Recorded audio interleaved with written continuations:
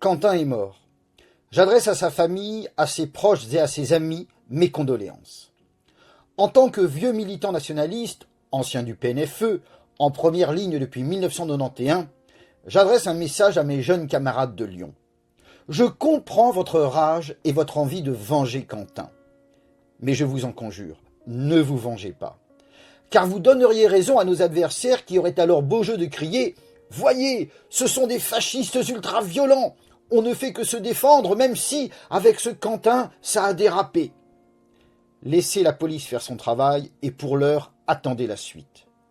Agir sous le coup de la colère se révèle toujours maladroit. Si je suis encore là près de 40 ans plus tard, c'est parce que je n'ai jamais agi dans la précipitation sous le coup de l'émotion. Et pourtant, en 40 ans, j'ai pu faire du travail, un travail que mes adversaires redoutent. Cela dit, je m'adresse aux autorités. Il est bien évident que les antifascistes, les antifas, ont toujours bénéficié d'une certaine impunité. Cette impunité, elle naît dans leur tête. Pourquoi ?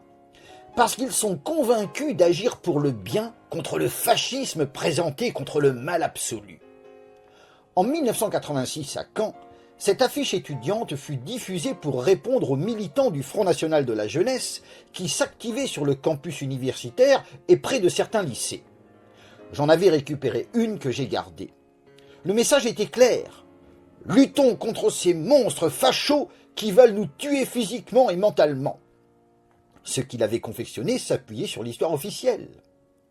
Une histoire également exploitée par les autorités pour contrer la droite nationale et promouvoir la démocratie. Mais c'est cette propagande politiquement correcte qui justifie, pour certains gauchistes, l'emploi de la violence la plus extrême. Ils disent « Nous luttons contre des assassins qui extermineront même les petits-enfants ». Ce film de propagande est de nature à les conforter dans leur haine. Voilà ce qu'ont fait les nazis, voilà ce que l'extrême droite fera demain si elle arrive au pouvoir. En 2003, lors de mon procès à Limoges pour apologie d'un crime de guerre, des manifestants d'ultra-gauche m'attendaient à la sortie du tribunal. Ils distribuaient ce tract qui, au nom de l'histoire écrite par les vainqueurs, appelait clairement à la violence. Quand ils m'ont vu sortir, ils se sont précipités vers moi.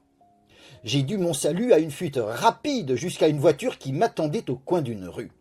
Sans mes amis, j'aurais peut-être subi le sort de Quentin. Car animés d'une haine féroce, les distributeurs du tract voulaient vraiment me lyncher. Non seulement ils se croyaient dans leur bon droit, mais de plus, ils pensaient bénéficier de l'impunité. En effet, quelques années auparavant, un film avait été diffusé. Avec la complicité d'un conseiller d'éducation, des élèves assassinaient un professeur néo-nazi révisionniste. Suivez mon regard. Une fois le meurtre commis, le conseiller d'éducation les rassurait. Nous sommes tombés sur un inspecteur que la mort d'un néo-nazi n'empêche pas de dormir. Autrement dit, rassurez-vous, vous bénéficierez de l'impunité. À la fin du film, la conclusion apparaissait à l'écran. Le pire avec les salauds, c'est qu'ils vous donnent envie de tuer. Le film n'a pas été dénoncé par les autorités. Les assassins de Quentin pourront reprendre l'argument. C'était un salaud, un facho raciste. Et le racisme, on sait où ça a mené.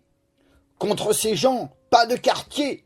Nous défendons la démocratie. Voilà où conduit cette propagande antiraciste orchestrée toujours davantage. Quentin en a été la victime indirecte. Pour lui, pour toi, Quentin, je continuerai le combat révisionniste.